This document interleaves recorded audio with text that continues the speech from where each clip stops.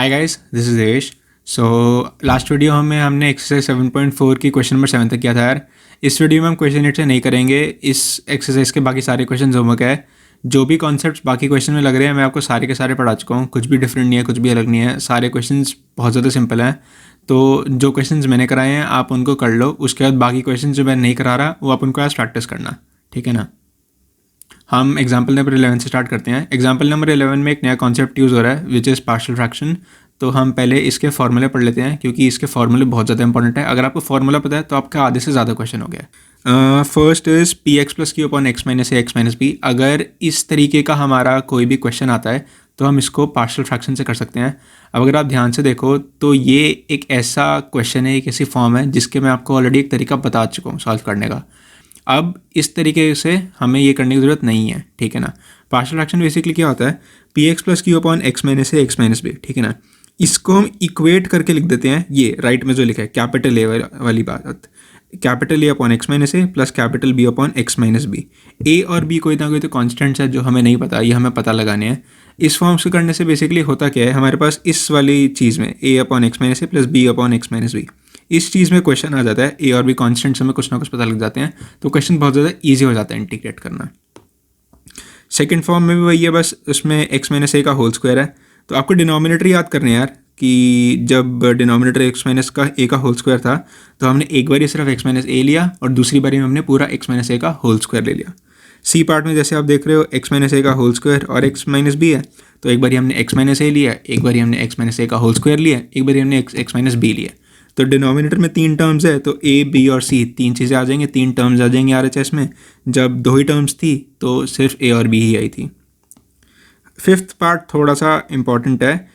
नीचे एक लाइन लिखी है फिफ्थ पार्ट की which is where x square plus B x plus c can not be factorise further. Basically जो हम वो माइनस बी प्लस माइनस वाला चीज़ करते हैं ना, minus B plus minus under root B square minus 4ac upon 2a quadratic वाला formula, जो quadratic इससे भी सॉल्व ना हो उसके लिए हम X square plus B x plus C को लिख रहे हैं, लाइक दैट इज़ वो वाली फॉर्म को शो करता है वो।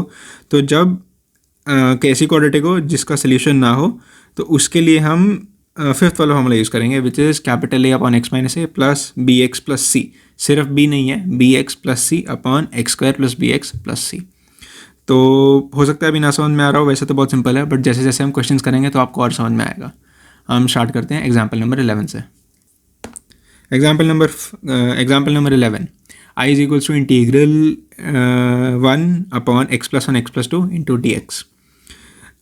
अगर आपको पिछले वाले तरीके से याद है तो आपको लग रहा होगा कि यार पिछले वाले तरीके से कर लेते हैं। वो क्या होता था, हम डिनोमिनेटर को पूरा मल्टीप्लाई कर देंगे, b/2 का होल स्क्वायर प्लस b/2 का whole square minus.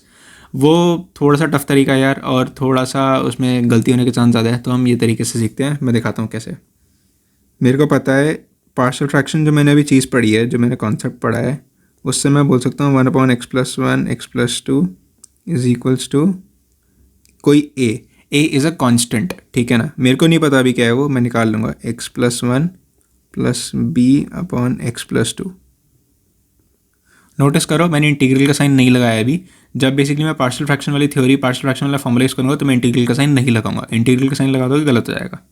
Cross multiply कर देता हूँ मैं आरएचएस में, A into X plus 2 plus B into X plus 1 upon x plus 1 x plus 2 नीचे।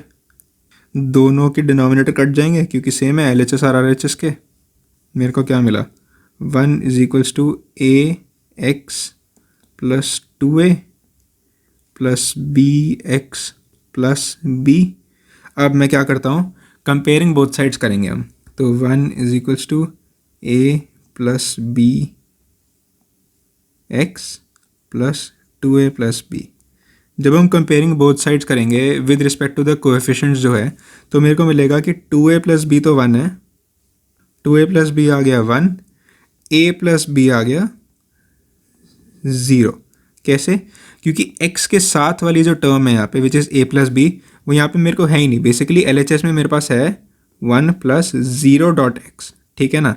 तो 1 को तो मैंने इक्वल में ले लिया 2a प्लस बी के, ठीक है ना। ये देखो 1 जो है मेरी टर्म यहाँ पे, जो ये रही 1 को तो मैंने ले लिया 2a प्लस बी के, ठीक है ना। ये रही a प्लस बी जो मेरे पास RHS में थी, वो जब मैं LHS में जाता हूँ तो मेरे पास वो टर्म ही नहीं है, बेसिकली 0 इंटू एक्स है। तो मैं a प्लस बी को 0 पुट कर देता हूँ, ठीक है ना। अब लीनियर इक्वेशन इन 2 वेरिएबल्स और 2 ही स्टेटमेंट्स है, तो मेरे पास ए और बी की वैल्यू आ जाएगी। अगर मैं मान लो इसको ही माइनस कर देता हूँ तो मेरे को मिलता है 2a minus a is equals to 1। A 1 आ गया तो बी मेरे पास -1 आ गया, ठीक है ना, सिंपल। अब इसको मैं लिख सकता हूँ इंटीग्रल 1/x+1 -1/x+2 dx। सही बोल रहा हूँ ना? क्योंकि अब बेसिकली मैंने क्या किया, मैंने integrating both side with respect to x, वो वाली बकवास की ही नहीं है मैंने। मेरे को पता है ये चीज़ तो मेरी जो 1/x+1 x+2 ये चीज़ मेरी सीधा ये आ गई है ना, तो मैंने बस सब्स्टिट्यूट कर दिया, कुछ भी नहीं किया। अब आपको दिख रहा है कि RHS को इंटीग्रेट करना कितना ज़्यादा ईजी है, सिर्फ दोनों को log mod x+1 minus log mod x plus C. हो सकता है आपको ना समझ में आया, कोई नहीं, मैं आपको एक बारी बोर्ड्स का सोल्यूशन ठीक से समझाता हूँ तो आपको अच्छे से समझ में आ जाएगा। सबसे पहले मैंने चीज़ बोली थी कि यूजिंग पार्शियल फ्रैक्शन वाली चीज़ कर देंगे हम, ठीक है ना। मेरे को पता है 1/x+1 x+2 है, मैंने पार्शियल फ्रैक्शन से ए और बी टर्म्स जो कैपिटल ए और बी है वो मैंने इंट्रोड्यूस कर दी, क्रॉस मल्टीप्लाई करके मैंने ए और बी का निकाल लिया कि भाई ए और बी क्या है। ये इग्नोर मारो, ये रहा, comparing both sides we get a और बी। हाँ, एक इंपॉर्टेंट चीज़, जो ए और बी निकालने वाले, बेसिकली आपको 2 स्टेटमेंट्स मिल गई, ठीक है ना, जो ए और बी में है तो आपके पास ए और बी की वैल्यू आ जाएंगी। अब जब आप इसको सॉल्व करते हो तो वैसे तो बोर्ड की टीचर्स यूजुअली आपकी कैलकुलेशन नहीं चेक करेगी कि आपकी ए और बी की वैल्यू कैसे आई, ए और बी की वैल्यू देखेगी और आगे बढ़ जाएगी, ठीक है ना। वो कैलकुलेशन के यूजुअली मार्क्स नहीं होते हैं नंबर तब होते हैं जब आपके 97 98 प्लस जा रहे हैं, तब हो सकता है कि टीचर थोड़ा ऐसे पिकी हो जाए कि यार इसने तो नहीं कर रखा, बट इतना ज़्यादा इंपॉर्टेंट नहीं होता। तो अगर आप वो थोड़ा लाइक गंदे तरीके में भी कर दो तो भी चलेगा, बट करना ज़रूर है। क्यों? क्योंकि जब आपका पेपर हो गया, जब चेक कर रहे होगे तो आप कैसे देखोगे कि यार ए और बी मैंने सही निकाले, कहीं रफ में कर रखा होगा तो इशू होगा, वहीं पे कर दो, चाहे थोड़ा गंदे से कर दो बट कर दो ज़रूर, ताकि आप बाद में देख पाओ कि यार जो ए और बी की वैल्यू मैंने निकाली थी वो सही थी या नहीं, जब चेक कर रहे होगे पेपर। तो ए और बी, क्योंकि टीचर को ए और बी की वैल्यू से ही इंटरेस्ट है, ये सब जो आपने कर रखा है सॉल्व उसमें इतना इंटरेस्ट नहीं है, तो ए और बी की वैल्यू निकाल के उसको एक बॉक्स में डाल दो। ए और बी की वैल्यू आ गई, सब्स्टिट्यूट कर दोगे, सब्स्टिट्यूट करते ही आप इंटीग्रल का साइन लगा दोगे, इंटीग्रल का साइन लगाते ही हो गया क्वेश्चन। बहुत ज़्यादा सिंपल है यार, बिल्कुल भी टफ नहीं है। एक बार ये फार्मूला पता लग जाए, बस आप फार्मूला सही से पुट कर दो, ए और बी की वैल्यू निकाल दो, हो गया क्वेश्चन, ज़्यादा कुछ है ही नहीं।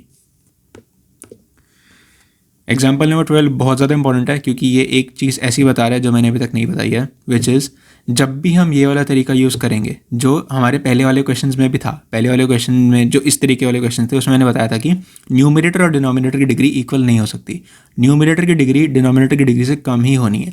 इन क्वेश्चन में भी वही है। आप एग्जाम्पल नंबर 12 में देखो, न्यूमरेटर की और डिनोमिनेटर की डिग्री सेम है, नहीं हो सकती। तो इसको पहले जो यूजुअल तरीका होता है लॉन्ग डिवीजन वाला, उससे पहले डिवाइड करेंगे, एक कांस्टेंट आ जाएगा और एक और हमारे पास फ्रैक्शन आ जाएगी, तो फिर आगे देखेंगे। तो करते हैं इसको डिवाइड किया, x² + 1 divide by x² - 5x + 6, x² same है तो 1 से मल्टीप्लाई किया, ये आंसर आ गया। बेसिकली आया 1 + 5x - 5 divided by x² - 5x + 6। वो भी आपको दिखाई देता हूँ, चलो ये रहा, ये आंसर आ गया हमारा, ठीक है ना। तो हम 1 में अलग, 1 को तो हम अलग I1 मान लेंगे, सीधा सीधा इंटीग्रेट dx के रिस्पेक्ट में, 5x - 5 x² - 5x + 6, इसको हम अपने तरीके से इंटीग्रेट करेंगे। x - 2 is equals to a/x - 3 plus b/x - 2, ठीक है ना। डिनोमिनेटर्स दोनों के कट गए हमारे यहाँ पे। अब 5 के इक्वल में मैं क्या ले सकता हूँ, a + b, ठीक है ना। और तो अगर हम स्टेटमेंट को देखें, कहाँ है, हाँ, इस स्टेटमेंट को देखें तो हम इसको लिख सकते हैं 10 is equals to 2a + 2b, ठीक है ना। माइनस कर देते हैं, क्या मिलेगा, -5 इज इक्वल्स टू b, तो -5 इज इक्वल्स टू b आ गया। इससे ही हमारे पास a, इसका मतलब आ गया हमारे पास a 10 आ गया, ठीक है ना। ये हमारा बन गया 10/x - 3 -5/x - 2, इंटीग्रल का साइन लग जाएगा साथ में, बेसिक हो गया इंटीग्रेट। इसका सोल्यूशन दिखा देता हूँ मैं आपको। सबसे पहले क्वेश्चन स्टार्ट करते हुए मैंने देखा कि यार सीधा सीधा तो मैं कुछ कर ही नहीं सकता, मेरे को सबसे पहले न्यूमरेटर और डिनोमिनेटर को लॉन्ग डिवीजन से मल्टीप्लाई करना पड़ेगा। लॉन्ग डिवीजन से मल्टीप्लाई किया, आई आ गया। अब मेरे को पता लग रहा है कि यार 1 को तो मैं सीधा सीधा एक बारी I1 ले लेता हूँ, I2 को मैं ठीक से देखता हूँ कि मेरे को क्या करना है। तो I1 I2 कर लिया मैंने। I2 से जब मैंने स्टार्ट किया तो मैंने डिनोमिनेटर में दो टर्म्स अलग बना दी, दो टर्म्स अलग बना दी, मेरे पास पार्शियल फ्रैक्शन का सीधा सीधा फार्मूला पता लग गया। पार्शियल फ्रैक्शन का सीधा सीधा फार्मूला पता लगा, मैंने ए और बी फाइंड कर लिए। ए और बी फाइंड कर लिए, मेरे पास ए और बी फाइंड करते ही जो I2 में की मेरी फॉर्म बनी, I2 की मेरी फॉर्म बन गई ये, जिससे मेरा क्वेश्चन हो गया बहुत ही ज़्यादा ईजी, एटलीस्ट I2 के लिए।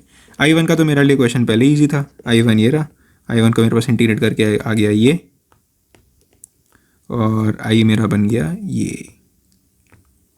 So thanks guys, please do like, share and subscribe, and leave your feedback in the comment section if any. I'll see you in the next one.